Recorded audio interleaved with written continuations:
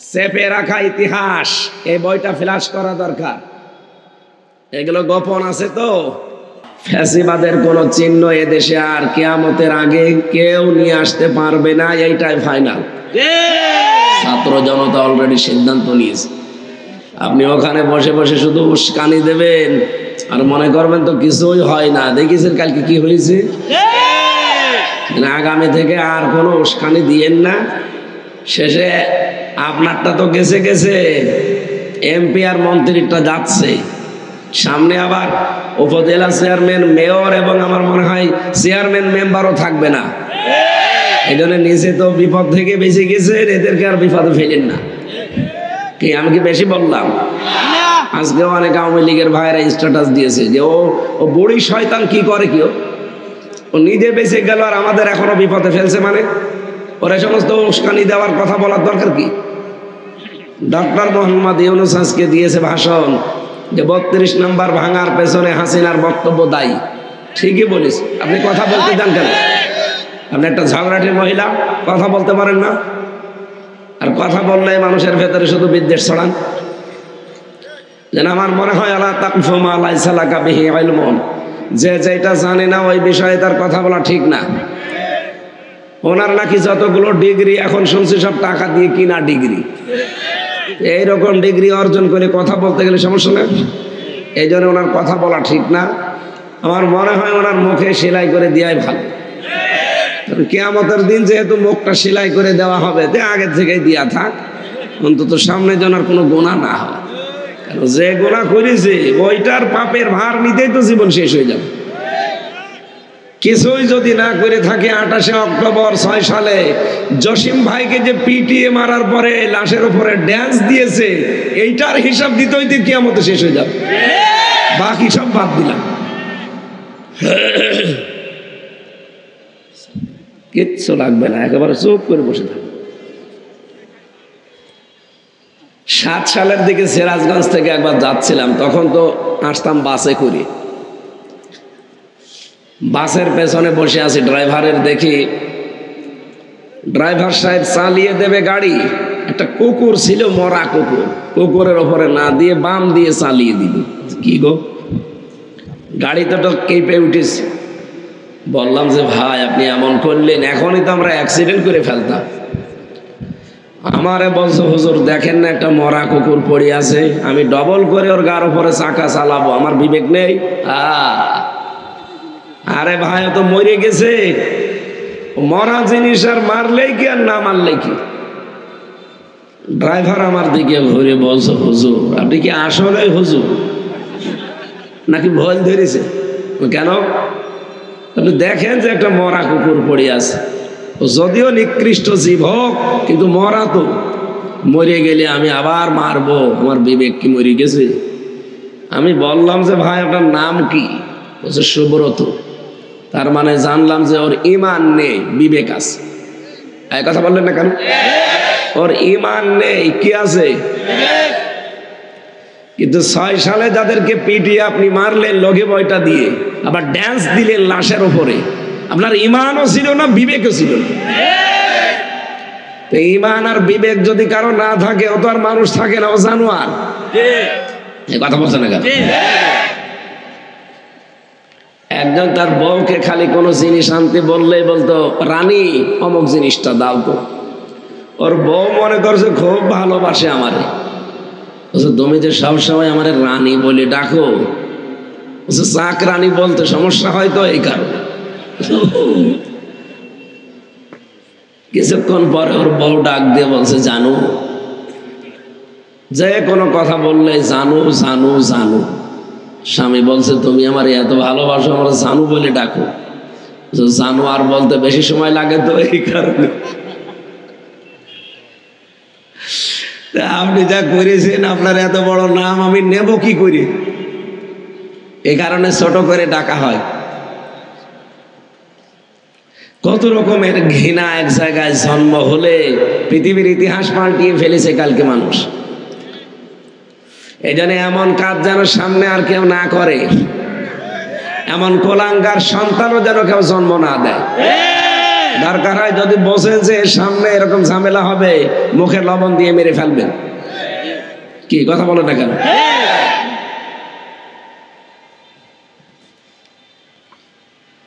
আজকের মাহফিলে যিনি প্রধান অতিথি, বাংলাদেশ জামাতে ইসলামী, একটা মাজলুম দল, আর মাজলুম ছাড়া তাদের পক্ষে সব সময় আমার আল্লাহ আছেন। এই জন্য মাজলুমদেরকে আল্লাহ একটা সুসংবাদ দিয়েছেন, অনুরিদু আন্না মুন্না আলাল্লাযীনা ইসতুদঈফু ফিল আরদি ওয়া নাজআলাহুম আইম্মাতান ওয়া নাজআলাহুমুল ওয়ারিসিন। এটা তো আমি বানালাম নাকি? এটা একটা আরবি প্রবাদ। কি? সূরা কাসাস ৫ নম্বর আয়াত। আল্লাহ বলেন আমি ইচ্ছা করলাম অনুগ্রহ করব কাদের উপরে? আলাল্লাযীনা ইসতুদঈফু ফিল আরদ, ওই দেশে জমিনের উপরে যাদেরকে ফেরাউন দুর্বল করে রেখেছিল। এই ৫৪ বছর একটা মিথ্যা কথা দিয়ে এই দেশের ইসলামপন্থী যারা, হকপন্থী দল যারা, তাদেরকে মিথ্যা তহমত দিয়ে তকমা লাগিয়ে সারা পৃথিবীর কাছে, এই দেশের মানুষের কাছে কালার করে রেখেছে একটা চেতনার নাম দিয়ে। আপনি বিশ্বাস করেন এইটাই সত্য? এই যে রাজাকার বলেন, আল বদর বলেন, আল শামস বলেন, যা বলে গালি দেওয়া হয়, যাদেরকে দেওয়া হয় মানুষগুলো এখন পৃথিবীতে আর নেই। এখন যদি কাউকে এই নামে গালি দেন, তার বয়সও তো ওই পর্যন্ত ছিল না, আপনি গালি দেবেন কোন কারণে? কথা বলেন না কেন? বাংলাদেশ জামাত ইসলামের সর্বোচ্চ পর্যায়ে এখন যিনি আছেন, মুক্তিযোদ্ধার সময় তার বয়স ছিল মাত্র ৮ বছর। ৮ বছরের সময় সে রাজাকার হবে না মুক্তিযোদ্ধা হবে না কি হবে বলেন? কিছুই হবে না। তার মানে ওখান থেকে সর্বোচ্চ পর্যায়ে যিনি এখন দায়িত্বে আছেন, সেখান থেকে শুরু করে ইউনিয়ন পর্যন্ত, ওয়ার্ড পর্যন্ত, এমন কোনো ওয়ার্ড নেই, ইউনিয়ন নেই, থানা নেই, পৌরসভা নেই, উপজেলা নেই, জেলা নেই, বিভাগ নেই, এই দেশ এমন কোনো জায়গা নেই যেখানে জামাত ইসলামী বাংলাদেশের একজন মানুষ নেই। আমি সারা দেশে কম বেশি সব জায়গায় গিয়েছি। এটাই ৫৪ বছরও ছিল, কিন্তু মাথা তুলতে পারতো না, কোন তকমা লাগিয়ে দিয়েছিল। এখন বিশ্বের মানুষগুলো এই মিথ্যা কথা বুঝে ফেলেছে, কারণ এই মিথ্যা আমার দাদারা ছড়াতো, পাশের এই দাদা বাবুরা। মাইক্রোসফট এটা খ্রিস্টানরা চালায়, তারা এখন তথ্য দিয়েছে ২৫৭টা রাষ্ট্র দুনিয়ায় আছে, সবচাইতে বেশি মিথ্যা তথ্য প্রচার করে ভারত। সুতরাং এই ৫৪ বছর এই মাজলুম দলের উপরে আপনারা যেটা লাগিয়েছিলেন, এটা যে মিথ্যা কথা, এ আর কিছু বলাও লাগবে না। আমিরে জামাত ডক্টর শফিকুর রহমান হাফিজাহুল্লাহ, তাকে এক সাংবাদিক প্রশ্ন করছে, আপনারা ৭১ সালে ভূমিকা পালন করেননি কেন? আরে ভাই, আমরা ৪৭-এর বিরোধী যেমন ছিলাম, ৭১-এরও বিরোধী ছিলাম, কারণ অন্যায় যেখানে আমাদের বিরোধিতা সেখানে। এইটার নাম যদি জামাত ইসলাম হয় তাহলে আমি তার সাথে আছি, আর অন্যায় যেখানে পক্ষ সেখানে এরকম যদি জামাত হয়, ও জামাতের সাথে আমরা নেই। এই কথা বলছেন না কেন? ওই সময় ৭১ সালে যে আপনারা, আমি তো শুধু পড়িয়েছি কিতাবে, ইতিহাসে, আমার তো ৩৩ বছর বয়স, ৯২-তে আমার জন্ম, আমি জানবো কি করি? আমার বাবা ওই সময় হয়েছে কিনা আমি জানি না, মনে হয় ২-১ বছর হতে পারে। বাবার বয়স এখন কত, ৫৫ না ৫৬? ৫৪ বছর আমরা স্বাধীন হয়নি, তার মানে ওনার ১-১.৫ বছর ২ বছর বয়স। সেই হিসাব করে বলছি, ওই সময় আমরা যা পড়ছি, এখন চেপে রাখা ইতিহাস, এই বইটা ফ্ল্যাশ করা দরকার। এগুলো গোপন আছে তো। এই যে আমার ফাঁসি চাই, এতদিন গোপন ছিল না, ব্যান্ড ছিল না, এখন প্রকাশ হওয়ার পরে মানুষ আসল তথ্য পাচ্ছে। আমি মেজর ডালিম বলছি, এই বইগুলো যেমন এখন প্রকাশ হচ্ছে, চেপে রাখা ইতিহাস, এইটাও প্রকাশ হওয়া দরকার। দেশের বহু মানুষ বুঝবে যে এই মাজলুম দলের উপরে কত মিথ্যা তথ্য এরা ছড়িয়েছে। ওই সময় পাকিস্তান যে অন্যায় করেছিল, আমাদের অধিকার হরণ করেছিল, জুলুম আরম্ভ করেছিল, ওদের পক্ষে জীবনও আমরা ছিলাম না, ওদের বিপক্ষে ছিলাম। কিন্তু আমরা ওদের পক্ষে না বিপক্ষে থেকে করব কি? যেখান থেকে আমরা ট্রেনিং নিয়ে আসবো ভারতে, ওখানে আমরা মুসলমান পরিচয়ে গেলে আমাদের জীবনেও তারা মেনে নিত না। মাওলানা ভাসানী গিয়েছিল, সে একটা কমিউনিস্ট আন্দোলন করত, চীনপন্থী কমিউনিস্ট। তার নামের আগে শুধু মাওলানা লেখা আছে, এই কারণে সে 3 মাসের পরে পালিয়ে আসতে বাধ্য হয়েছে। তার বিশ্বাস, তার আন্দোলন সব চীনপন্থী কমিউনিস্ট। এরপরে নামের আগে শুধু মাওলানা লেখা, এই কারণে যদি দাদারা থাকতে না দেয়, সেই সময় মাওলানা মতিয়ার রহমান নিজামী, মাওলানা আব্দুস সোবহান, এই নামের আগে আলেম লেখা দেখলেও শয়তানরা জীবনও আমাদেরকে আশ্রয় দিত। আর ওদের যে দুর্বিসন্ধি ছিল, এই 24 সালের ডিসেম্বরের 16 তারিখে সব মোদি ফাঁস করে দিয়েছে। স্বাধীনতা আমাদের জন্য না, স্বাধীন নাকি ওরা। ওই স্ট্যাটাস দেয়নি, বাংলাদেশের স্বাধীনতা আমাদের। এই কারণে ওই সময় ইসলামপন্থী এবং জামাত যারা, তারা চায়নি যে এই স্বাধীনতা আমাদের দরকার নেই, কারণ জীবন দিয়ে, রক্ত দিয়ে, ইজ্জত দিয়ে স্বাধীনতা অর্জন করব, ওই শয়তানরা সব নিয়ে যাবে। আর নিয়েছেও ঠিক। আপনি দেখেন 71 সালে এই দেশ থেকে সোনা, রূপা, তামা যত কিছু ছিল সব পাচার হয়ে নিয়ে চলে গেছে, এদেশে কিচ্ছু রাখে নাই। আর এই 54 বছর ধরে ধরে পাঠিয়েছে শুধু বাবা আর ডাল। এখনো পর্যন্ত পাঠাতো, যদি কন্যা থাকতো, কন্যা নেই, এই জন্য পাঠাতে পারছে না। এদেশ থেকে সোনা পাচার হয়, রূপা পাচার হয়, তামা পাচার হয়, স্বর্ণ পাচার হয়, আর ওখান থেকে খালি ডাল আসে আর বাবা আসে।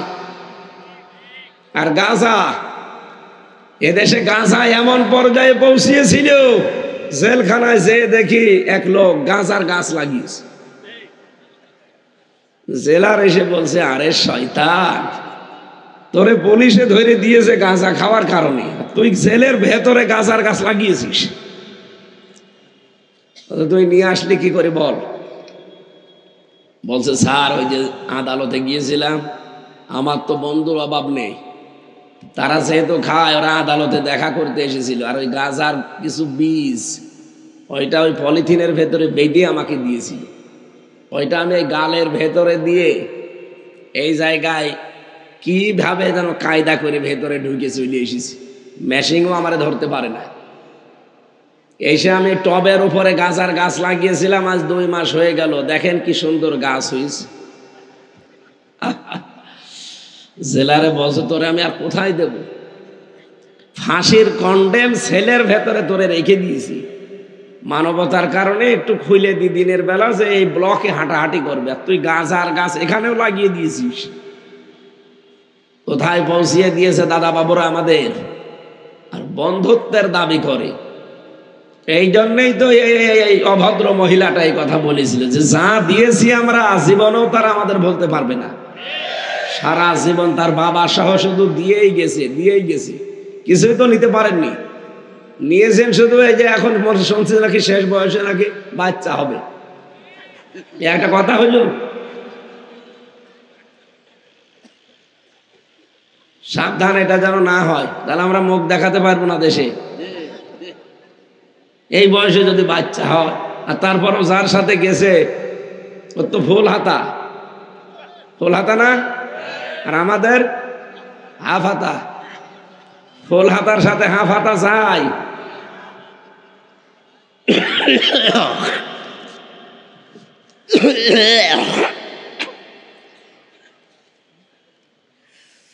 সুতরাং দাদার যদি এই শেষ বয়সে এসে বিয়ে করার জন্য মনে বেশি ইচ্ছা জাগে, তাহলে মুসলমানই দেওয়া লাগবে, কারণ মুসলমানই না দিলে তার সাথে আপনি বিয়ে দেওয়া যায় গেছে। এটাকে আমি বানিয়ে বলছি। সূরা বাকারার 221 নম্বর আয়াত, ওয়ালা তুনকিহুল মুশরিকিনা হাত্তা ইউমিনু, যতক্ষণ মুশরিক পুরুষ মুসলমান না হবে তার সাথে কোনো মমিনা মহিলার বিয়ে করা জায়েজ নেই। এই ফতোয়া কার? আরো জোরে বলেন। এই জন্য আপনি যাই করেন, আপনি তো মুসলমান দাবি করেন, এই জন্য এমন জনের সাথে বিয়ে বসবেন না যার ইমানই নেই। সে যদি এখন বিয়ে করতে শেষ বয়সে রাজি হয়েও থাকে, যেমন মানুষ তো বলছে এই কথা যে মোদির বউ নাই, এই কারণে বলছি, যদি বিয়ের শখ লেগেই থাকে অন্তত মুসলমানিটা দিন। আর আপনার যে বয়স, এখন হাসাম পাবেন কোথায়? এই বয়সে মুসলমানি দিতে হলে পাকা মোতা হাসাম লাগবে না?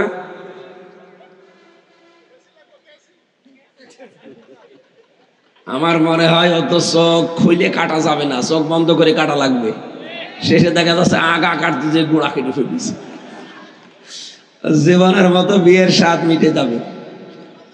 এখানে কন্যা যেহেতু আছে ওখানে থাক, ওনার মাথা যেন খারাপ না হয়, সবসময় চা খেতে দেবেন। আমরা মুক্তিযুদ্ধের বিরুদ্ধে ছিলাম, এই কথাটা মিথ্যা কথা। আমরা পাকিস্তানের বিরুদ্ধে, তাদের অন্যায়ের বিরুদ্ধে ছিলাম, কিন্তু এই ভারতের সাহায্য নিয়ে তাদের বিপক্ষে না। এটা করলে আমাদের ক্ষতি হতো, সেটা 24 সালে প্রমাণ হয়েছে। স্বাধীন করলো এই দেশের মানুষ, আর মোদি বেটা বলে যে স্বাধীনতা আমাদের।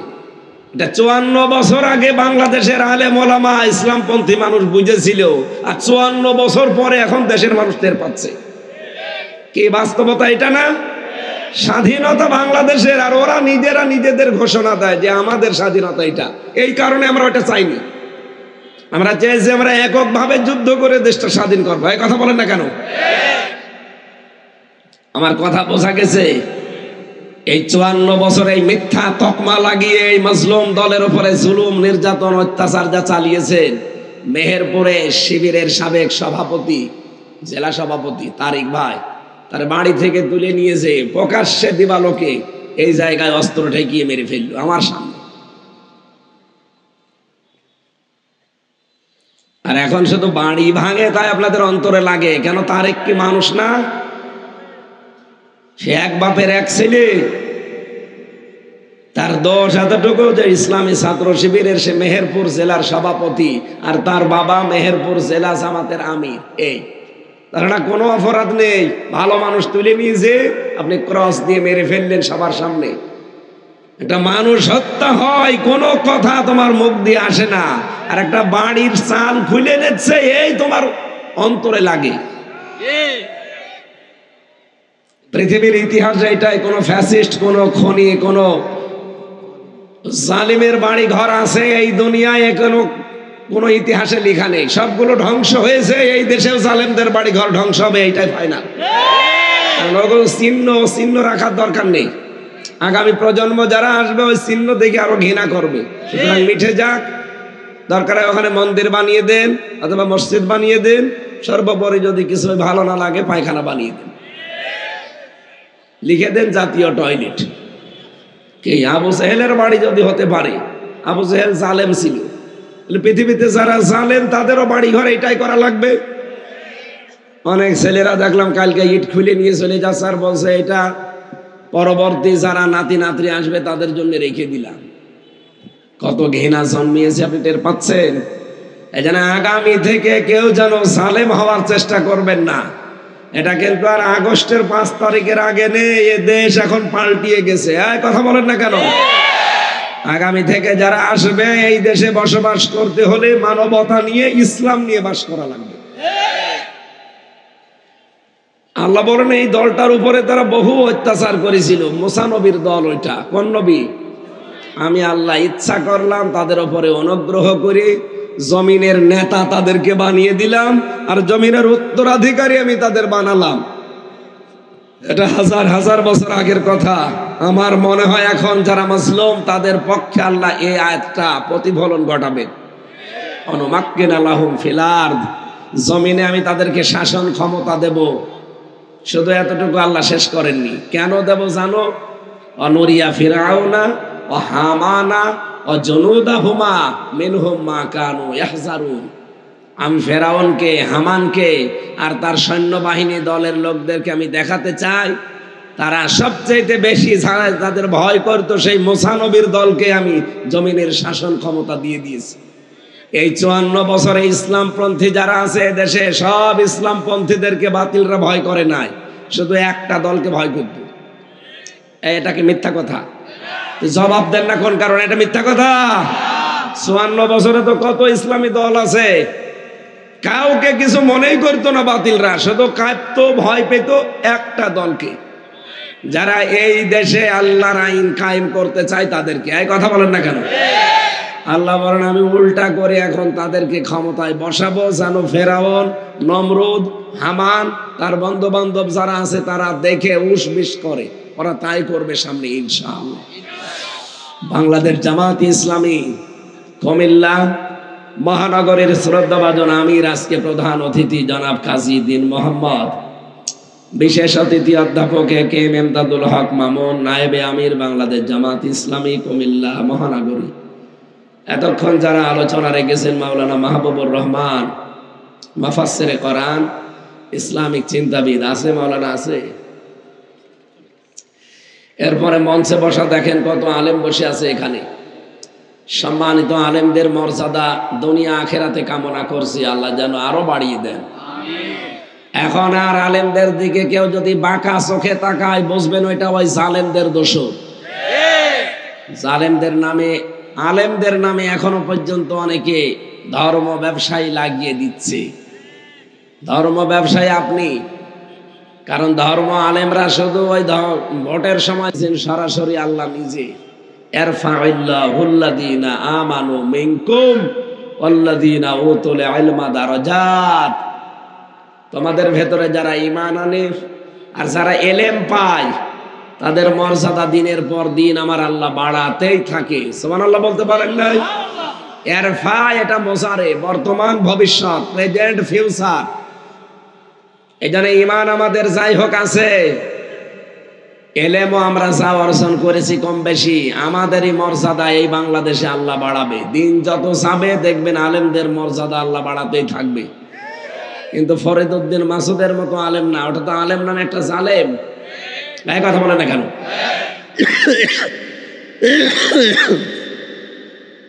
তাফসিরে পড়েছি 10 প্রকার মানুষকে শয়তান নিজের অন্তরঙ্গ বন্ধু মনে করে।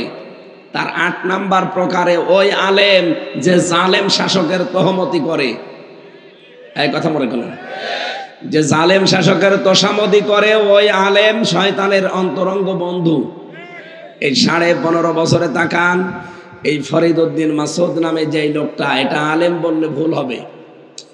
যে লোকটা আল্লামা সাইদের মতো আলেমের ফাঁসি চাইতে পারে, কিসের আলেম ওইটা? আমার সাথে কওমি মাদ্রাসার 76 জন আলেম ছিল জেলখানায়। তারা বলতো এটা একটা টাটকা নির্ভেজাল তাগুত। ওটা তাগুত নিজে এবং তাগুতের সহযোগী। আমি এটা বানিয়ে বলছি। এখনো পর্যন্ত আপনি আলেমদের জিজ্ঞাসা করেন কওমি মাদ্রাসার, তারা এই কথাই বলবে।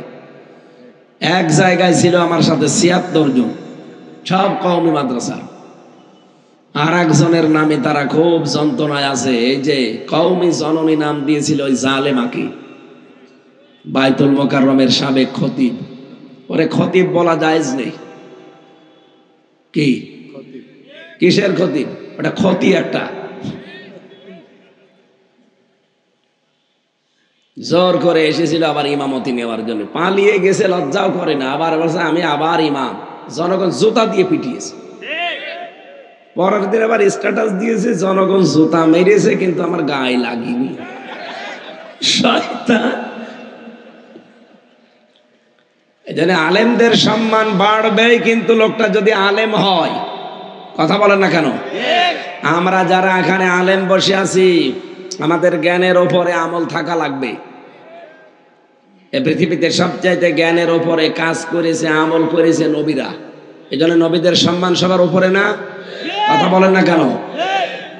আমরাও চেষ্টা করব আমাদের জ্ঞান যতটুকু আল্লাহ দিয়েছেন, জ্ঞানের ওপরে যেন আমরা চলতে পারি, আমল করতে পারি। আল্লাহ তৌফিক দিন, বলেন আমিন। দরুদ আর সালাম পাঠ করার মাধ্যমে আজকের তেলাওয়াতকৃত আয়াত সূরা তাহা, কোন সূরা? ৭৪ নম্বর আয়াত পড়েছি। খুব গুরুত্বপূর্ণ একটা বিষয় থেকে কথা বলবো, খুব মনোযোগ সহকারে আপনি শুনবেন আমলের নিয়তে ইনশাআল্লাহ। তাহা এটা নবীজির নাম। ওরা কোরআনে আল্লাহ নবীজিকে 7টা নাম ধরে ডাক দিয়েছেন। কয়টা? আরো জোরে বলেন।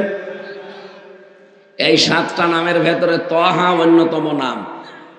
বিশ্ব নবীকে আল্লাহ ডাক দিয়েছেন ইয়াসিন, তাহা, মুজাম্মিল, মুদ্দাসসির, আহমদ, মুহাম্মদ, আব্দুল বা আব্দুল্লাহ। কয়টা? বিশেষ বিশেষ নাম এগুলো। অন্যান্য নাম আরো কোরআনে কারিমে বহু জায়গায় আপনি পাবেন।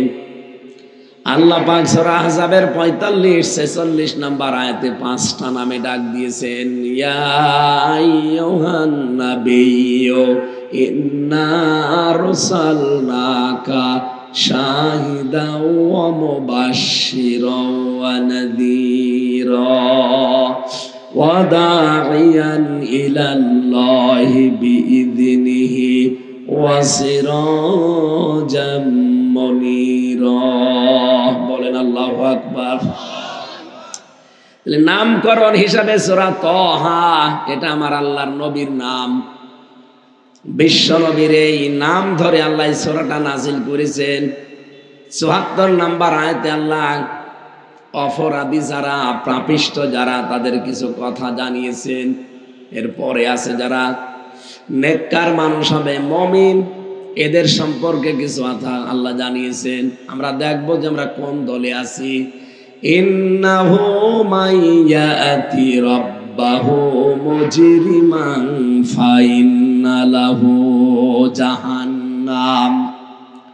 আল্লাহ পাক বলেন অবশ্যই যে ব্যক্তি অপরাধী হয়ে, মুজরিম মানে পাপিষ্ঠ হয়ে, গুনাহগার হয়ে তার রবের কাছে আসবে, আল্লাহ পাক তাকে ফেলে দেবেন জাহান্নামে। লা ইয়ামুতু ফিহা ওয়া লা ইয়াহইয়া।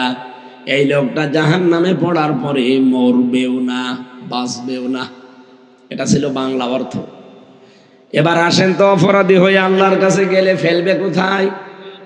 আরো জোরে বলেন। জাহান্নাম কয়টা? জাহান্নাম একটা, কিন্তু তার স্তর আমরা জানি 7টা, 100টার উপরে আছে। জান্নাত একটা না, জান্নাত একটা, তার স্তর আল্লাহ সাজিয়েছেন 100টার উপরে। আমি কোরআনেই প্রায় 100টার উপরে স্তর পেয়েছি। আমরা সব বেশি হলেও জানি মাত্র 8টা। এগুলো স্তর, দরজা। যেহেতু জাহান্নামের আলোচনা আজকে করছি, আমি তথ্যগুলো যে তাফসীর থেকে পেয়েছি এইটা আগে শোনাচ্ছি। রব্বুল আলামিন বলেন জাহান্নামের ভেতরে সাউদ নামে পাহাড় আছে। 17টা সাউদ পাহাড় বানিয়েছেন আল্লাহ 17টা জাহান্নামের ভেতরে। 2 নম্বরে গাইয়া, এটা বাংলা অর্থ গর্ত। এই গর্ত জাহান্নামের ভেতর আছে 59টা। ওয়াইল নামে একটা ভয়ঙ্কর গর্ত আছে, ওয়াইল, এটা হচ্ছে একটা মাত্র আছে। এই ওয়াইল থেকে জাহান্নামের অন্যান্য যে জায়গাগুলো, তারাও আশ্রয় চায় আল্লাহর কাছে, যে আল্লাহ তুমি যাই করো ওয়াইলের কাছে নিয়ে যেও না। অথচ এই ওয়াইল নামক যে এই স্থানটা জাহান্নামের ভেতরে, এখানে আল্লাহ পাক তাদেরকে দেখবেন যে মানুষগুলো নামাজ পড়ে। কথাটা কেমন হয়ে যাচ্ছে বলেন তো, যে নামাজ না পড়াই ভালো ছিল। ফাওয়াইলুল লিল মুসাল্লিন, কি কোনদিন শোনেননি? ফাওয়াইলুল লিল মুসাল্লিন। আল্লাহ বলেন আফসোস, আক্ষেপ, ওয়াইল নামক দোজখ, ওয়াইল নামক স্থান ওই মুসল্লিদের জন্য, আল্লাযীনা হুম আন সালাতিহিম সাহুন। যেই মানুষগুলো দুনিয়াতে নামাজ পড়ে কিন্তু নামাজে উদাসীন। কুমিল্লাবাসী খুব খেয়াল করে মিলাবেন। কত বড় বড় অপরাধের কথা কোরআনে আল্লাহ দিয়েছেন, কোন অপরাধের জায়গায় ওয়াইল নামক জায়গায় হবে আল্লাহ দেননি। ওয়ানাদাউ ইয়া মালিকু লিয়াকদি আলাইনা রাব্বুকা ক্বালা ইন্নাকুম মাকিসুন। বলেন আল্লাহু আকবার। সূরা যুখরুফের ভেতরে আল্লাহ জানিয়েছেন এই ওয়াইল নামক জাহান্নামের এই স্থানে যারা আসবে, এত কঠিন এবং ভয়ঙ্কর জায়গা এটা, এখানে যারা প্রবেশ করবে এই মানুষগুলো দারোয়ান ফেরেশতা, যিনি কর্তা ফেরেশতা মালিক, তাকে বলবে ও মালিক তোমার রবকে বলো তিনি যেন আমাদেরকে নিঃশেষ করে দেয়, আমরা আর পারি না। হযরতে মালিক জাহান্নামের দারোয়ান ফেরেশতা বলবে না, এটা আমার দ্বারা বলা সম্ভব না, তোমরাই বলো দেখি। কিন্তু সাবধান, কাফের যারা তাদের কোনো বলা আমার আল্লাহ শুনবেন না। বলেন নাউজুবিল্লাহ। কথাটা কেমন হয়ে যাচ্ছে? দারোয়ান আমাকে জিজ্ঞাসা করার পরে বলছে যে তুমি নিজেই বলো। আমি নিজেই বলতে গেলাম, তারপরে দারোয়ান আমারে জানাচ্ছে যে না, কাফেরদের কোনো কথা আল্লাহ শুনবে না। আমার ভাইরা, তার মানে কাফেরদের কথা, জাহান্নামে যে মানুষগুলো ওয়াইনে চলে গেছে, এদের দুর্ভাগা এরা। এখন কারা এরা, কোন স্তরে স্তরে ভাগ আল্লাহ করেছেন, এবার আমরা কোরআন থেকে দেখব। আমরা আবার ওই জায়গার কাছাকাছি চলে গেলাম না তো। জাহান্নাম আমি আবার বলছি, বলেন তো কয়টা? একটা। বলেন বলেন। এর স্তর, প্রধান স্তরের 7টা। আমি যে বাংলাদেশে না, এই এশিয়া মহাদেশের ভেতরে সবচাইতে কঠিন এবং ভয়ঙ্কর একটা জেলখানায় আমরা ছিলাম। হাই সিকিউরিটি বলা হয়। বড় বড় যারা মার্ডার মামলার আসামি, যারা বড় বড় ডাকাত, যাদের জীবনে মার্ডারের কোনো অভাব নেই, কেউ 200, 250, 500 মার্ডার করেছে, এরকম মানুষ ওখানে, যারা এক একজনের জেল হচ্ছে 260 বছর। আমি মকিম গাজীকে পেয়েছিলাম, ওনারে বললাম কয় বছর জেল দিয়েছে আপনার? আমার 260 বছর জেল। 40 বছর আমি আছি জেলে, কবে বের হব জানি না। পুরা জেল খেটে যদি ওর বের হওয়া লাগে, ওর আর একবার জন্ম নেওয়া লাগবে না। সুইডেন আসলাম ভাই ছিল, 27 বছর জেলে আছে, এখন মনে হয় বের হয়েছে। সাহেল চৌধুরী নায়ক, ওনার যে হত্যা করেছিল মামুন, সেও জেলে আছে আজ 25 বছর, সেও বের হয়েছে। তো ওখানে এইরকমই 2-4 বছর 5 বছরের জন্য না, যারা আছে ওরকম 25 বছর, 30 বছর, 40 বছর, এক একজনের নামে মামলা 150টা, 200টা, 500টা। ও কবে জামিন করাবে, কবে বের হবে, আর কবে হাজিরা দেবে। এই জন্য বেরও হতে চায় না, বলে বের হয়ে করবো কি, ও সারা জীবন খালি আদালতে হাজিরা দেওয়া লাগবে। এরকম ভয়ঙ্কর জায়গায় আমরা দেখেছিলাম স্তর করা আছে। সাধারণ যারা আসামি তাদেরকে ওয়ার্ডে দিয়ে দেয়, 30 জন 40 জন আপনারা বাড়ির মতো থাকেন। এরপরে যারা আছে তাদেরকে একটু নর্মাল জায়গায় দেয়।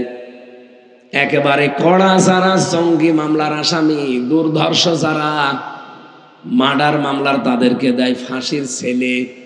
এর চাইতে আরো যারা ভয়ঙ্কর তাদেরকে দেয় ফাঁসির কন্ডেম সেলের ভেতরে। এর চাইতে আরো যারা কঠিন, একেবারে সর্বশেষ, এর চাইতে আর ভয়ঙ্কর মানুষ দুনিয়ায় নেই, তারে দিয়ে রাখে কবর সেলে। কবরের মতো সেল বানিয়ে রেখেছে। আপনি যাবেন, শুধু আটক করে দেবেন, নড়াচড়া করতে পারবেন না। আমি সবগুলো একটা একটা করে দেখেছিলাম। এটা বাংলাদেশে শুধু হাই সিকিউরিটি জেলখানা আর রাজশাহী, এই 2 জায়গায় আছে, বাকি কোনো জায়গায় এত কঠিন সেল নেই। ওখানে জেলখানা তো একটা, কিন্তু তার স্তর দেখেন। একটা ফাঁসির কন্ডেম সেল, কবর সেল, এমনি সেল, এমনি জেল, এমনি ওয়ার্ড, এরকম 7-8টা পর্যায়ে মানুষকে রেখে দেয়। প্রত্যেকের জন্য আবার আলাদা আলাদা শাস্তি আছে। যে এত ভয়ঙ্কর, যারা চেহারা দেখলে আপনার ভয় লাগে। সুইডেন আসলাম নামে যে লোকটার কথা বললাম, এত ভয়ঙ্কর দেখতে, আপনি যদি একবার সরাসরি প্রথমে দেখেন, আপনি পানি খেতে বাধ্য হবেন। চেহারাও যেরকম, উঁচুলম্বাও সেরকম, মানে দেখলে একটা ভয়ঙ্কর। আল্লাহ মনে হয় বানিয়েছে ওইভাবে। একদিন রাতে এসে আমার কাছে এসে বলছে, আমি কন্ডেম সেলের ভেতরে। আমারে বলছো, হুজুর আপনার নাম আমির হামজা না? আপনি কে? আমি তার কোনোদিন দেখেই নেব না রে, নাম শুনেছি। ওরা জেলখানা ওনার নামে কাঁপত। রাত 9টার সময়, এখন তো সাধারণ কোনো আসামি অন্তত খোলা থাকার কথা না, কারণ আসরের আজান দিলে সবাই লকআপ হয়ে যায়। আপনি কে? বলছে আমি একটা মাসলা জিজ্ঞাসা করতে এসেছি। আরে ভাই, মাসলা জিজ্ঞাসা করবেন করেন, কে আপনি? বলেন আমার বউ আমারে জিজ্ঞাসা করতে বলেছে আরে আপনি মাসলা তো দেবো, অসুবিধা নেই, বলেন আপনি কি? সুইডেন আসলাম। ভাই ঠিক আছে বলেন, আপনি যা ভাল লাগে বলেন। যেই বলেছে সুইডেন আসলাম, লোকটার নামের সাথে চেহারার মিল আছে। আমি কতটুকু 5 ফুট 6 ইঞ্চি লম্বা, আমি মনে হয় ওনার সামনে দাঁড়ালে এ পর্যন্ত হবে, এত লম্বা আর চেহারা বিকট। ওয়াকাযালিকা জাআলনাকুম, সূরা ফুরকানের ভেতরে আছে, আল্লাহ বলেন আমি যুগে যুগে নবীদের শত্রু বানিয়েছি কিছু পাপিষ্ট মানুষকে, তাদের চেহারা দেখলেই বাচ্চারা পানি খায়। তা আমি ওই লোকটার চেহারা দেখে বুঝেছিলাম যে আল্লাহ এর নাম যা, এমনিতে তো পুরা জেলখানার লোকের ভয় পায় না, এই কারণে ভয়। উনি মাসলা জিজ্ঞাসা করবে যে ওনার বউ নামাজ পড়ে, উনি নামাজ পড়ে না, বলছে আমি তো নামাজ কালাম পড়ি না, ওসব বিশ্বাসও করি না। আমার বউটা আবার নামাজ কালাম পড়ে, যে নামাজের কিছু মাসলা মাসাইল আমার কাছে জিজ্ঞাসা করলো, বলে দিলাম। তো ওনাদেরকে একটা কন্ডেম সেলের ভেতরে 24 ঘন্টা তালা লাগিয়ে রাখে ব্লকে। এভাবে সিস্টেমগুলো সব ভাগ ভাগ করা আছে, অপরাধী যেরকম তারে রাখে ওই রকম। এক কথা বুঝতেছেন? আল্লাহ জাহান্নামটা বানিয়েছেন একটা জেলখানা। জাহান্নাম কি? আল্লাহ রাব্বুল আলামিন বলেন ওয়া ইন্না জাহান্নামা লা মাউইদুহুম আজমাইন, অবশ্যই জাহান্নাম তাদের জন্য নির্ধারিত একটা জায়গা। লাহা সাবাতু আবওয়াব, এটা সূরা হিজরের 44-45 নাম্বার আয়াতে আছে। লাহা সাবাতু আবওয়াব, এই জাহান্নামের দরজা আছে 7টা। সাবাত মানে 7, আবওয়াব বাবের বহুবচন, দরজার বহুবচন আবওয়াব। আল্লাহ বলেন এই জাহান্নামের দরজা 7টা। এই ভালো করে বোঝেন, আমি যে জেলখানার উদাহরণটা দিলাম, ওখানে কি সবাই একরকম থাকে? যে যে অপরাধ করে তারে ওই জায়গায় রাখে, কারে কবর সেলে, কারো কন্ডেম সেলে, কারো এমনি সেলে, কারো ব্লকে, কারো ওয়ার্ডে, আবার কাউকে রাখে রান্নাঘরে। আলাদা আলাদা জায়গা আছে প্রত্যেকের জন্য। আগে দেখে যে অপরাধের মাত্রা কতটুকু, যদি দেখে না এর জঙ্গি সেরকম দুর্ধর্ষ জঙ্গি, তখন তারে এমন জায়গায় রাখি টাইট করার জন্য, খাবার দাবার ও সব দূর থেকে ঠেলে দেয়, ওর কাছেও কেউ যায় না।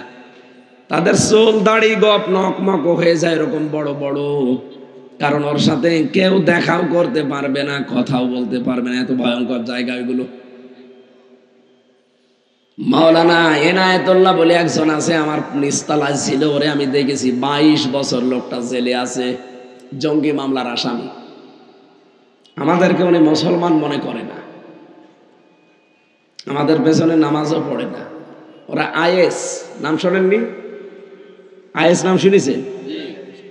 জামাত ইসলামের সেক্রেটারি জেনারেল অধ্যাপক মিয়া গোলাম পরওয়ার, উনি নামাজ পড়াবে, আমরা সবাই নামাজ পড়াবো ওনার পেছনে, কিন্তু উনি বলছে না। উনি যেহেতু জামাত ইসলামের সেক্রেটারি, গণতন্ত্র মানে ওনার পেছনে নামাজ হবে না। আমি চিন্তা করলাম, আল্লাহ, মিয়া গোলাম পরওয়ার রে যদি মুসলমান মনে না করে, আমারে তো বলবে ও কাফেরের বাপ। আমি একদিন যে বললাম, ভাই আমি না, আপনার পেছনে নামাজ হবে না। আপনি নামাজ পড়বেন কার পেছনে? পুরা জেলখানা তো আপনি একা। আর একজন আছে, সে হচ্ছে আল্লাহর দলের সভাপতি, আর তার ছেলে হচ্ছে আল্লাহর দলের সেক্রেটারি। এই দুই বাপ বেটা আজ প্রায় 17 বছর জেলে আছে।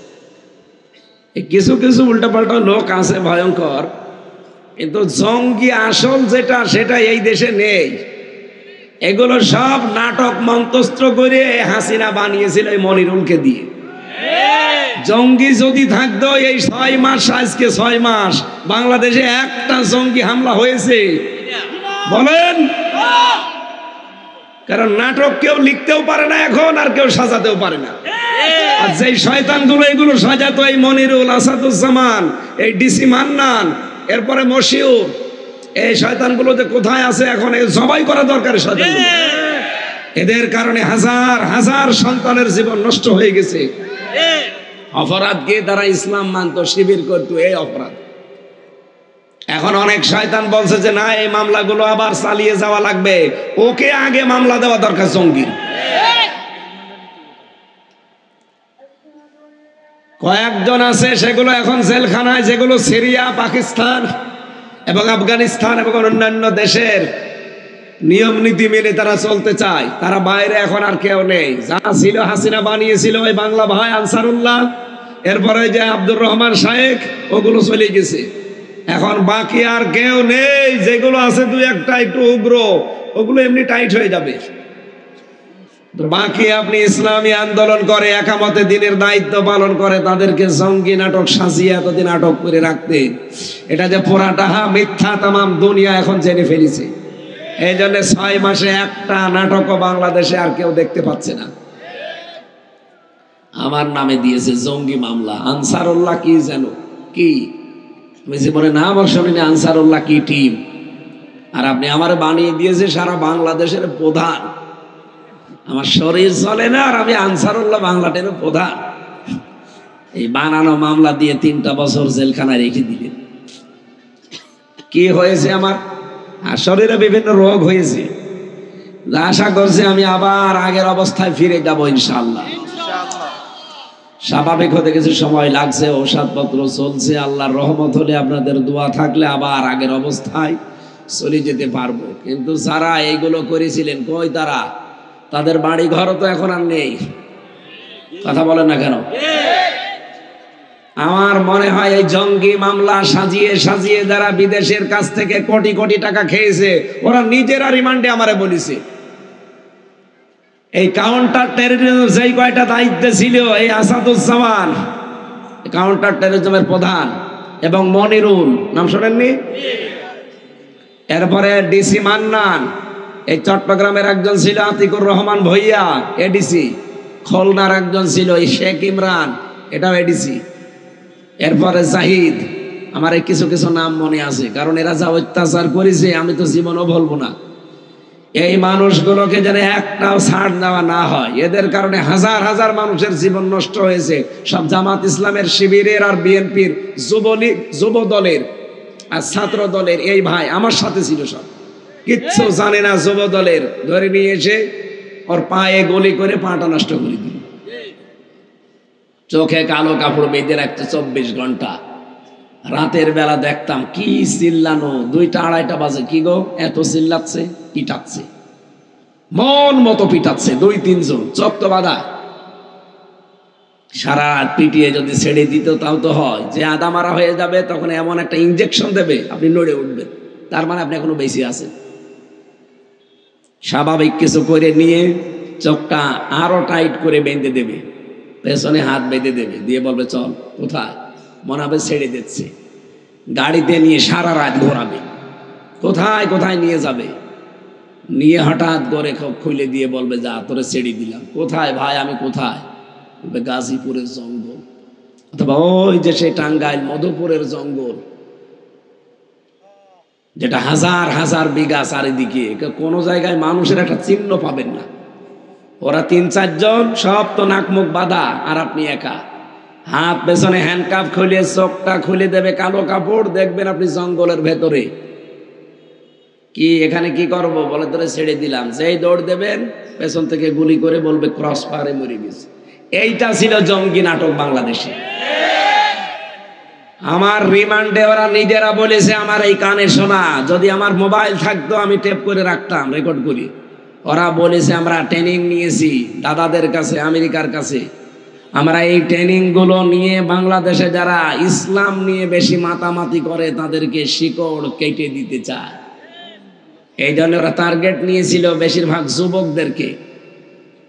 কিচ্ছু জানে না, আন্দাজে এই 30 বছর 35 বছর বয়স, এরকম ছাত্র দল যারা করে, যুব দল যারা করে, ছাত্র শিবির করে, এই জামাত ইসলামের যারা যুবক কর্মী সব এই বয়সের না, এদেরকে ধরে একেবারে সেটে কেটে এই নামটা দিলে তো আর কোনো সমস্যা নেই। এখন যেমন ওই নামে পুরাটা আল্লাহ উল্টিয়ে দিয়েছে। এখন যদি কেউ বলে আমি জয় বাংলার লোক, করে জয় বাংলা করে দিবে।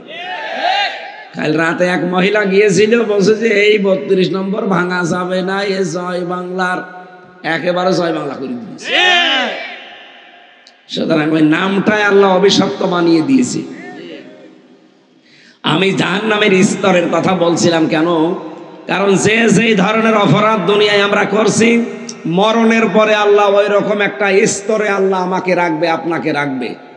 লিকুল্লি না লাহা সাবাতু আবওয়াব লিকুল্লি বাবিন মিনহুম জুজউম মাকসুম। পৃথিবীতে যে যেই ধরনের অপরাধ করছো, কিয়ামতের দিন জাহান্নামের ওই দরজা দিয়ে আল্লাহ তাকে প্রবেশ করাবে, তার জন্য ওই অংশটা নির্ধারিত। এখন আপনি কোন অপরাধে আছেন, আপনার আমার জন্য কোন জায়গাটা নির্ধারিত দেখেন। প্রথম নাম্বারের নাম হচ্ছে জাহান্নাম। জাহান্নামের একটা দরজার নামই কি? এই ক্লাস চলছে, এটা জবাব দেন, নাম কি? জাহান্নাম। এই জাহান্নামের ভেতরে কাদেরকে আল্লাহ রাখবেন? সূরা নাবার 21 এবং 22 নাম্বার আয়াতে রব্বুল আলামিন জানিয়েছেন। আল্লাহ রাব্বুল আলামিন বলেন, ইন্না জাহান্নামা কানাত মিরসাদা লিত্তাগিনা মাআবা লাবিসিনা ফিহা আহকাবা।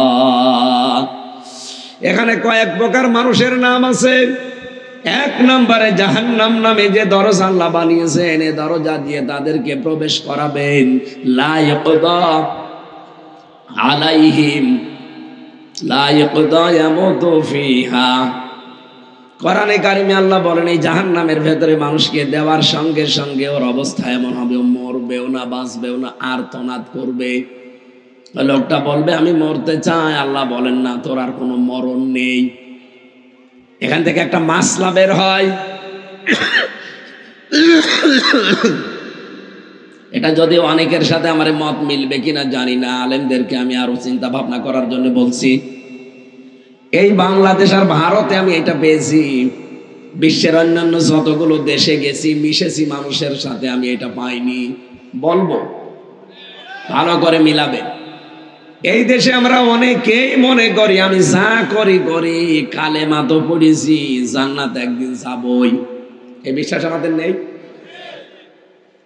আমারও এই বিশ্বাস আছে আমি জান্নাত যাব, কিন্তু কালেমাটা তো ঠিক রাখা লাগবে। এক কথা বলেন এখানে।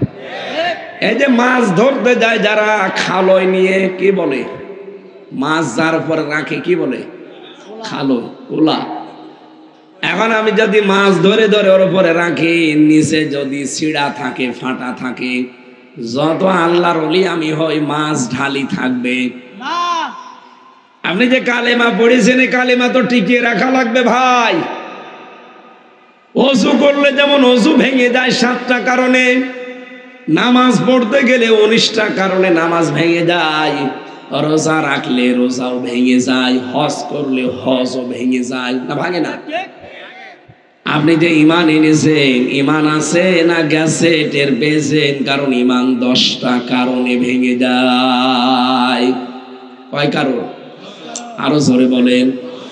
এই পৃথিবীতে যারা আল্লাহ রাসূলের চাইতে, বিশ্ব নবীর চাইতে অন্য কোন আদর্শকে যারা ভালো মনে করে, তার ইমান নষ্ট হয়ে যায়, ভেঙে যায়। এই যে 10টা কারণ আমি লিখেছি তাফসীর থেকে, এর একটা কারণ এই, যারা আল্লাহর নবী মুহাম্মদুর রাসূলুল্লাহ বাদ দিয়ে অন্য কারো আদর্শকে ভালো লাগে, পছন্দ করে, ওর সঙ্গে সঙ্গে ইমান ভেঙে যায়। আপনি আব্দুল্লাহ বিন উবাইয়ের নাম শোনেননি? এই লোকটা নামাজ পড়তো, রোজা রাখতো, নবীজির সাথে ইফতারি করতো, আল্লাহর নবীর সাথে হজ করতো, কিন্তু ওই লোকটার আদর্শ হিসাবে আবু জেহেলকে মেনে নিত, নবীজিকে মানত না। এখন বলেন তো, সে কালেমা পড়েছে না পড়ে নাই? নামাজ পড়েছে না পড়ে নাই? রোজা রেখেছে না রাখে নাই? হজ করেছে, ইফতারি করেছে, সব নবীর সাথে মিলে। শুধু আদর্শ মানতে গিয়ে রাজনৈতিক জীবনে ও মেনে চলতো আবু জেহেলকে, নবীকে মানত না। আপনি এটা এখন বাংলাদেশে মিলান, কত মানুষ নামাজ পড়ে, রোজা রাখে, হজ করে, যাকাত দেয়, দান সাদকা করে, দাড়ি রাখে, নবীর মতো টুপি পরে, কিন্তু রাজনৈতিক জীবনে যে দেখবেন ও নবীকে আর মানে না, ও তখন আদর্শ হিসাবে ওর বাবারে, ওর স্বামীরে মানে। আব্দুল্লাহ ইবনে উবাই যদি জাহান্নামে যায়, তা আপনি জান্নাতে যাবেন কোথায় পেয়েছেন? আপনাকে যদি আল্লাহ জান্নাত দেয় তাহলে আব্দুল্লাহ বিন উবাইকেও জান্নাত দেওয়া লাগবে। এই কাটসাট কথা যদি কেউ না বুঝার ভান করে থাকে যে না হুজুর আমি তো বুঝতে পারি না, এদিকে আসেন, আসেন এদিকে আসেন, কানের নিচে এমন জোরে দুইটা দেব এমনি টের পেয়ে যাবে। এত সহজ ভাষায় বলার পরও বোঝো না? আরে ভাই অজু করলাম, অজু 7 কারণের এক কারণ আমার দেখা দিয়েছে, বাই বের হয়ে গেল, অজু থাকবে? এখন যদি বলেন অতটুকুই আর কি হয়, কি হয় মানে অতটুকুই অজু শেষ, তাহলে ভাঙা অজু দিয়ে কি নামাজ হয়? তাহলে ভাঙা ইমান দিয়ে জান্নাত পাওয়া যায়? তাহলে আপনার ইমান যে আছে আপনি তো টের পাচ্ছেন না। যার আদর্শ রাসূল ছাড়া অন্য কেউ তার ইমানই তো ভেঙে গেছে। মানে কালেমা পড়লে জান্নাত হয়, কালেমা তো হিন্দু পড়ে। হিন্দুরা এই যে এখন যদি বিপদে পড়ে, আমি নিজে বরিশালে যখন পড়তাম নৌকায় যাচ্ছি দেখি টলছে নৌকা, ঝড় উঠেছে, এই কারণে আমরা লা ইলাহা ইল্লাল্লাহ পড়ি। হিন্দু দাদা আর দাদি দুইজন পড়ছে লা ইলাহা ইল্লাল্লাহ। কি গো দাদা, দেখে মনে হচ্ছে অন্য ধর্মের মানুষ আপনি, কারণ ওদের হাতে আর এই কপালে কি দেওয়া থাকে না, গলায় আবার না বুঝলে ওমা আলাইনা ইল্লাল বালাগ, আমার দায়িত্ব পৌঁছিয়ে দেওয়া। আমাদের ইমান অনেকের ভেঙে যাচ্ছে ভাই। ভাঙা ওযু দিয়ে যেমন নামাজ হয় না, ভাঙা ইমান দিয়ে জান্নাত পাওয়া যাবে না। এই জন্য কিয়ামতের দিন আল্লাহ ফাইনাল একটা ঘোষণা দিয়ে দেবেন যে যারা জান্নাতে আছে জান্নাতে যাও, যারা জাহান্নামে আছে জাহান্নামে থাকো। মৃত্যুকে একটা দম্বার আকারে নিয়ে এসে সবাই করে দেবে যে আর কেউ কোনোদিন মৃত্যুবরণ করবে না, যে যেখানে আছে ওইটা ফাইনাল, কেউ কোনো জায়গা থেকে আর কেউ বের হবে না। এই হাদিস পড়েননি? এই হাদিস আমাদের তো সচরাচর বলা হয় না, খালি বলা হয় কালেমা যখন পড়েছেন জান্নাত একদিন যাবেন। এই আশায় তো মানুষ অপরাধ ছাড়তে চায় না। কালেমা পড়লে জান্নাত যাবেন, তো কালেমাটা টিকিয়ে রাখা লাগবে না? কালেমাই তো টিকে থাকে না। খ্রিস্টান আর ইহুদিরা ওই সময় বলতো ওয়াকালু লান তামাসসানান নার ইল্লা আইয়ামাম মাদুদা, ওরা গ্যারান্টি দিয়ে বলতো লাং, কখনোই আল্লাহ আমাদের জাহান্নামে দেবে না, যদিও দেয় বেশি দিন রাখবে না, কয়েকদিন রেখে আবার বের করে দেবে। এই ধারণা এখন মুসলমানদের ভেতরে ঢুকেছে। কথা বলেন না কেন? এই জন্য জাহান্নাম হচ্ছে একটা ফাঁদ। আল্লাহ পাক বলেন এই ফাঁদে আমি জাহান্নাম নামে যে দরজা বানালাম এখানে আটকিয়ে দেব তাদের। লিত্তাগিনা মাবা, যারা সীমা লঙ্ঘন করে এবং যারা অস্বীকার করে, সত্যের বিধান যারা সীমা লঙ্ঘন করে চলে যায়, আর যারা সত্যকে সত্য জানার পরে অস্বীকার করে, এই মানুষগুলোর জন্য জাহান্নাম নামে একটা দরজা আল্লাহ বানিয়েছেন। 2 নম্বরে বেসিলাসা, সূরা মারেজের ভেতরে 15, 16, 17, 18 নাম্বার আয়াতে আছে কাল্লা ইন্নাহা লাযা নাযাআতাল লিশাওয়া তাদউ মান আদবারা ওয়া তাওয়াল্লা ওয়া জামাআ ফাআওয়া। এখানে 2টা গুণের কথা আল্লাহ দিয়েছেন। তাহলে জাহান্নাম নামে যে দরজা, এই দরজায় যাবে সীমা লঙ্ঘনকারী আর অস্বীকারী। কথা বোঝা গেছে? আপনি দেখেন তো আপনি সীমা লঙ্ঘন করেন কিনা। পর্দার ক্ষেত্রে আর সীমা লঙ্ঘন করা হয়। বহু মানুষ এখানে আছে পর্দা যে একটা ফরজ বিধান ও কিছু মনেই করে না। কত ভাবি আছে বিভিন্ন জায়গায় বসে আছে, ও দেবরের সাথে মনে করে না পর্দা করা লাগবে না, এ আমার ছোট ভাই। কয়দিন পরে দেখা যাচ্ছে ওর সাথে আল্লাহ রাস্তায় চলে গেছে। কথা বলছে না কেন? ও যদি আপন ছোট ভাই হয়, জীবনে বোন কোনোদিন ভাইয়ের সাথে যেতে পারে? আপনি চলে যান কোন কারণে? সুতরাং দেবরের সাথে আর ভাসুরের সাথে দোলা ভাইয়ের সাথে পর্দা করা লাগবে। এটা সীমা লঙ্ঘন বাংলাদেশে হচ্ছে না? লাজার বর্ণনাটা সবচাইতে কঠিন বেশি। আল্লাহ বলেন লাজা নাযাআতাল লিশাওয়া, এখানে ঢুকলে আগে চামড়া খুলে ফেলা হবে। পৃথিবীতে এমন ঘর পেয়েছেন যেখানে ঢুকলে চামড়া খুলে যায়? আমি পাইনি, আমি নখ খুলে যাই দেখেছি। ওরা রিমান্ডে আমার নিয়ে গিয়েছিল। এমন একটা জায়গা শুধু ঢোকাবে, ঢুকলে এই নখগুলো এভাবে রাখবে, এমনি নখ খুলে চলে যাবে। পা রাখবে, পায়ের নখ খুলে চলে যাবে। ওদের মেশিন ওইভাবে সেট করা আছে। শুধু এভাবে আপনাকে কিছু বলাও লাগবে না, বল ভাই হাত রাখ, আপনি এভাবে হাত রাখবেন। ওদের মেশিন এই একেবারে ঠিক মাপ মতো দেওয়া আছে, পাগুলোর সাথে মাপ মতো সেট করা আছে। একটা চেয়ারে বসিয়ে দেয়, খালি এরকম একটা সুইচ লাগায়, 1 মিনিটে নাকি 120 বার ঘুরি। মানে মাথা মাথা চক্কর দিয়ে মনে হবে যে আমি 10 দুনিয়া দেখতে পাচ্ছি। তখন আবার টিটকারি মারে, তোরা বলিস না যে একজন মানুষকে 10 দুনিয়ার সমান জান্নাত দেওয়া হবে, তোদেরকে আমরা এখন জান্নাত দেখাবো। যে বসিয়ে দেয়। আমার সামনে বলছিল অফিসার সঞ্জয় দত্ত, বলছে দেলাওয়ার ছিল শিবিরের সভাপতি, ডক্টর শফিকুল ইসলাম মাসুদ ছিল, ওদেরকে নিয়ে এই চেয়ারে এভাবে বসিয়ে, চেয়ারটা একটু উঁচা, ওই চেয়ারে বসিয়ে মাটির নিচে ওইগুলো আমি নিজে দেখেছি, ওদেরকে এভাবে বসিয়ে দেয়, দিয়ে ফিতা দিয়ে আটকিয়ে দেয়, দিয়ে ওই মেশিনগুলো নিয়ে আসে। শুধু এভাবে ধরে রাখবে, কখন যে আপনার নখ খুলে চলে গেছে আপনি টেরও পাবেন না। পরে যে জ্বলা আরম্ভ হবে, রক্ত ফিনকি দিয়ে বের হবে, তখন দেখবেন ওরে বাবা বাবা বাবা। এরপরে আবার ওর উপরে লবণ দিয়ে দেবে। অত সহজ আমার এই শরীরের উপরে এমন কোন টর্চার নেই ওই শয়তানরা করে না, সব করিস। একেবারে মাথার চুল থেকে শুরু করে পায়ের তালু পর্যন্ত। এমনি আমি অসুস্থ, জীবন আমার শেষ করে দিয়েছি। এতটুকুই না, আপনি বসে আছেন মনে করবেন যে ভালোই তো লাগছে, হঠাৎ যে একটা সুইচ টিপে দেবে, বলেন তো 1 মিনিটে যদি 120 বার পাক দেয় কত জোরে ঘোরা লাগে। এরপরে দেখবেন চোখ মুখ অন্ধকার লাগছে, তখন ওই টিটকারি দেবে সামনে বসে বসে যে জান্নাত দেখতে পাস। তোরা তো নিজেরাই বলিস যে 10 দুনিয়ার সমান জান্নাত আল্লাহ দেবে, দেখ কেমন জান্নাত দেখা যাচ্ছে। চোখ মুখ ঘোলা হয়ে সত্যিই তো মনে হবে যে আমি 10 দুনিয়া দেখতে পাচ্ছি। মাথার তার মাত্র সব ঘুলিয়ে যায়। আল্লাহ বলেন এই লাজা এখানে দেওয়ার পরে আগে চামড়া সব খুশি চলে আসবে। কাদেরকে এই জাহান্নামের দরজা ডাকবে জানো? যারা সত্যকে সত্য জানার পরেও ওভারকাম করে চলে গেছে। আর বাংলাদেশে এই চরিত্রের মানুষ বেশি। চোখে আঙ্গুল দিয়ে দেখিয়ে দেওয়া হয় যে এটা সত্যের বিধান, এটা মিথ্যা, এরপরও মানতে চায় না। জামা ফাওয়া 2 নম্বরে যারা অর্থ সম্পদ খালি জমা করে আর বারবার চিন্তা করে এগুলো কি করে সংরক্ষণ করে রাখা যায়। বাংলাদেশে আজ যারা চাঁদাবাজি করছে, আমি শুধু তাদের দোষ দেই না, দোষ হচ্ছে তাদের দলীয় যারা বড় বড় নেতা আছে তাদের। আরে ভাই, শুধু এই ছোটখাটো নেতার দোষ দেবেন কোন কারণে? এরা এই 15 বছরের জুলুম অত্যাচার নির্যাতন শিকার কম হয়নি।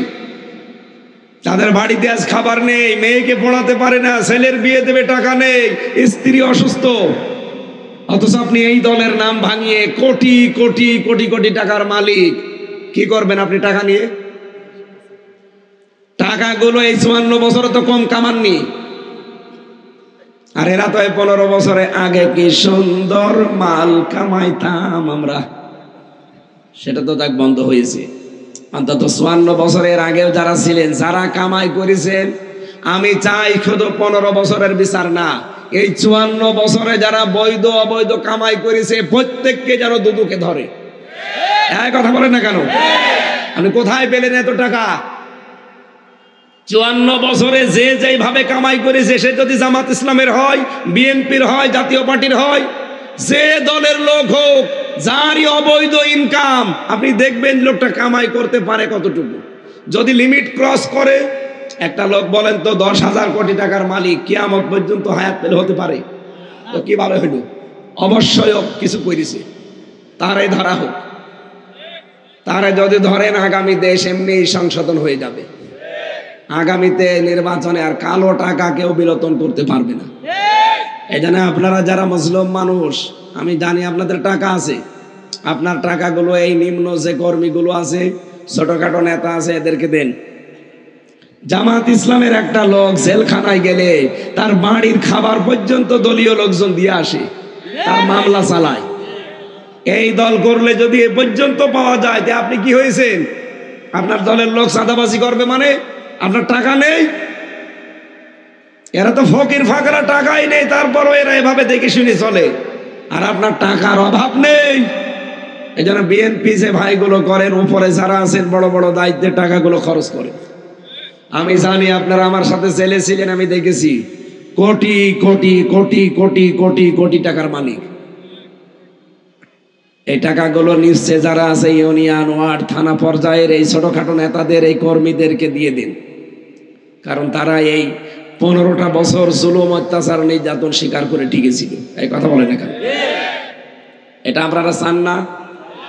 এদের এই টাকাগুলো বিলতন করুক, দেখেন সামনে চাঁদাবাজি বন্ধ হয়ে যাবে। আরে ভাই, শুধু চাঁদাবাজি করলে এদের দোষ দেওয়া ঠিক না। এ মানুষগুলো কত জুলুম সহ্য করেছে জানেন? বড় বড় নেতা যারা, তাদের তো কিছু হয় না, তারা তো ঠিক মতোই মাল কামিয়ে তাদের ছেলে মেয়ে সব বাইরে পড়াশোনা করাচ্ছে। মাঝখান থেকে আমাদের মতো পাগল ছাগল মরিছি আমরা। না, এটা আর সামনে হতে দেওয়া যাবে না। চাঁদাবাজদের বিরুদ্ধে কিন্তু এখন সবাই সোচ্চার। সুতরাং এদেরকেও যদি বাঁচাতে চান, দল বাঁচাতে চান, টাকাগুলো অন্তত নিয়ে আসেন, এসে এদের ভেতরে খরচ করেন। আমি আপনাদের বাঁচার জন্য বললাম, নয়তো যেদিন ধানমন্ডির মতো ধরবে, কি এদেশের মানুষ যখন এখন রাস্তা পেয়ে গেছে, ধরলেই 32। যেদিন ভেঙেছে হিসাব দেখেছেন, 5 2 32, 5 2 25, কত হয়? সব মিলে 32 বানিয়ে দেবে। আল্লাহ আমাদেরকে হেফাজত করুন। আমি নিচে নামতে পারলাম না। বাকি যে জাহান্নামগুলোর বর্ণনা কোরআন থেকে আমি পেয়েছি, 3 নাম্বারটা পেয়েছিলাম, এটার নাম হোতমা, একটা পেয়েছিলাম জাহিম, এরপরে পেয়েছিলাম সাগীর, এরপরে পেয়েছিলাম সাকার, এরপরে আছে হাবিয়া। এক একটায় 5টা 8টা 9টা 12টা করে গুণাবলী দেওয়া আছে। আমার কণ্ঠ বসে যাচ্ছে এবং আরেকটা অনুষ্ঠান আছে, এই জন্যে ওইটা 8টায় ওঠার কথা। 15 মিনিট আছে, মনে হয় যে পাবো না। আমি চেষ্টা করছি ওটা যে ধরার। আগামীতে আবার যদি কোনো সময় এলাকায় আসি, একটা করে মাহফিল রাখবেন। আলামিন ভাই কোথায়? এভাবে 2-3টা নিয়ে আমার শরীর এবং কণ্ঠ সাপোর্ট দিচ্ছেন। আগামীতে একটা করে মাহফিল নেবেন, এক জেলায় একটা। আল্লাহুম্মা আমিন। আর নারীদের ওপর একটা বই লিখেছিলাম জেলখানায় বসে, যে মহিলাদের করণীয় কি স্বামীর সাথে, মানে সাংসারিক জীবনে। ওই যে গাড়ি আছে মনে হয় কোন জায়গায় জানো, ওই যে সাদা গাড়ি দেখা যাচ্ছে, ওখান থেকে মেয়েদের জন্য এটা নিয়েছেন, কাজে লাগবে। অনেক তথ্য দেওয়া আছে। মাওলানা আব্দুল কাদের দোয়া আছে।